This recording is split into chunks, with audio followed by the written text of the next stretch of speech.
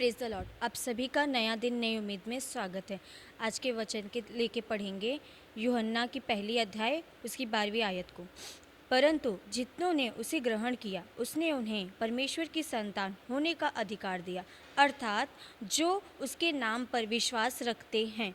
परमेश्वर इस वचन के द्वारा ये कहता है कि परमेश्वर जो जीवितों का परमेश्वर है, जो जीवित है, जो मुर्दा नहीं। क्योंकि जो लोग मर जाते हैं उन्हें इंसान 1-2 दिन, 3 दिन, हफ्ता, महीने में भूल जाते, लेकिन हमारा परमेश्वर ऐसा नहीं है। वो तीसरे दिन जीवित परमेश्वर, तीसरे दिन मुर्दों में से जी उठने वाला परमेश्वर है।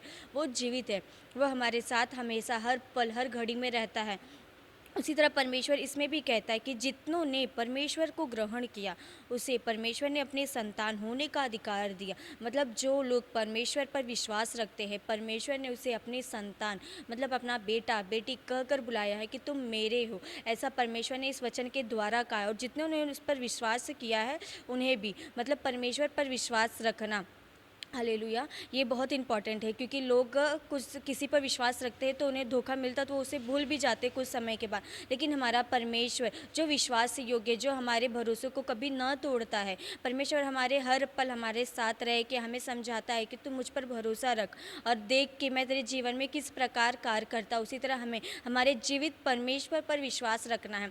हमारी मतलब जो भी हम जिस फैमिली में हैं, कुछ समय के बाद हमारे मम्मी पापा भी हमें एक समय के बाद छोड़ के चले जाते हैं, लेकिन हमारा परमेश्वर ऐसा नहीं है।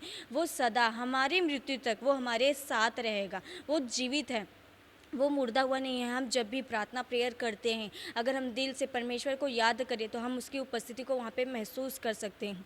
जैसे कोई इंसान हमसे बातें करता है वैसे परमेश्वर भी हमसे वहाँ पे बातें करता है। हर पल अगर आप प्रार्थना प्रेयर में बने रहे तो परमेश्वर आपसे हर पल हर घड़ी बातें करते रहता है। उसी तरह हालेलुया राजा, उसी तरह परमेश्वर ने ये भी कहा इस वचन में कि मैंने तुम्हें अपनी संतान होने का अधिकार दिया है। संतान मतलब जैसे मम्मी पापा बोलते हैं, लेकिन उन्होंने मतलब हमें जन्म दिया इसलिए वो हमें संतान बोलते हैं। लेकिन परमेश्वर जो हमें हमारे मम्मी पिता के पहले से ही जानने वाला है, जो उत्पत्ति के पहले से उसने हमें चुन के रखा है, उसने हमें अपनी संतान होने का अधिकार दिया। उसने हमें नाम लेके अपना बेटा बेटी बना के जो कुछ परमेश्वर का उस पर हमें संतान संतान को, जैसे मम्मी पापा के डेथ के बाद जो कुछ उनका रहता है वो उनको मिलता है, उसी तरह परमेश्वर ने कहा है जो कुछ मेरा है वो तुम्हारा है। परंतु परमेश्वर पर विश्वास रखना, हर एक बात में परमेश्वर के विश्वास योग्य रहना, वफादार रहना, मनुष्यों पे नहीं परंतु परमेश्वर पे ही विश्वास रखना।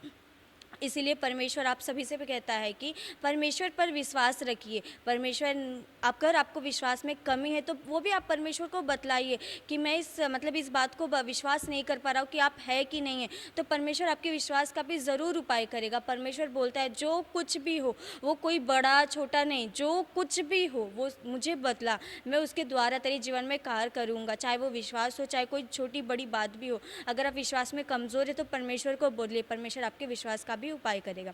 इस वचन के द्वारा परमेश्वर आप सभी को आशीषित करे। प्रार्थना करेंगे।